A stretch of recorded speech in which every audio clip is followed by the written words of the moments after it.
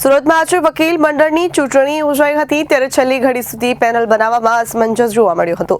District જજની મનાઈ છતાં court કેમ્પસમાં બેનરોથી વિવાદની શક્યતા છે।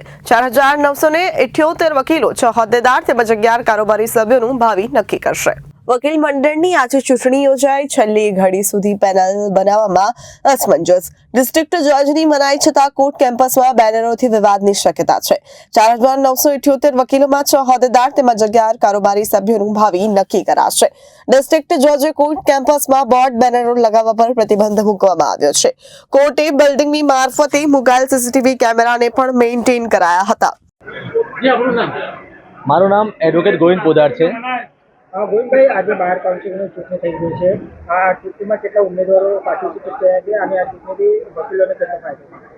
જે આજરોજ સુરત બાર કાઉન્સિલના ચૂંટણી થઈ રહ્યા છે એમાં કુલ 7 પદો માટે એટલે પ્રેસિડેન્ટ માટે 4 જણા ઊભા છે, વાઇસ પ્રેસિડેન્ટ માટે બી 3 જણા ઊભા છે, સેક્રેટરી માટે 4 જણા ઊભા છે, જોઈન્ટ સેક્રેટરી માટે 3 જણા ઊભા છે અને છેલ્લે ખજાનચી માટે 2 જણા કોન્ટેસ્ટ કરી રહ્યા છે। એ સિવાય આ વર્ષે લેડીઝો માટે અલગથી લેડીઝ રિપ્રેઝેન્ટેટિવને એક પદ આપવામાં આવી છે, એમાં બી 2 જણા કોન્ટેસ્ટ કરી રહ્યા છે।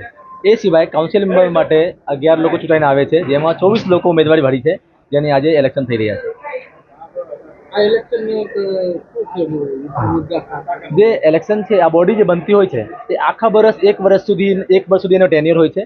તે એક વર્ષ સુધી જે વકીલો માટે જે પ્રશ્નો હોય, જે ધારો કે એને કોર્ટમાં કોઈ પ્રોબ્લેમ થયા હોય, બહાર પોલીસ સ્ટેશનમાં કોઈ દિક્કત થયા હોય, એને વેલફેર હોય, કોઈ વકીલ ગુજરી ગયા હોય, બીમાર હોય, નાદાર હોય કે કોઈની સાથે જો કોઈ વકીલો સાથે જો કોઈ ખોટું થઈ રહ્યા હોય તો એને મદદ કરવા માટે આ બોડી બનાવવામાં આવી છે। ધારો કે કોઈ મોટો ડિસિઝન લેવાનો હોય કે બિલ્ડિંગ, ધારો કે અત્યારે બિલ્ડિંગ અહીંયા છે, બિલ્ડિંગ બીજી જગ્યાએ જવાના છે તો બિલ્ડિંગ કેવા બનશે અને વકીલો માટે કેટલો ફાયદો થશે, ધારો કોઈ શેડ બનાવવાનો હોય, લાઇટ વ્યવસ્થા કરવાની હોય, એ બધી કામગીરી બોડીએ કરે છે, એના માટે ચૂંટણી થાય છે।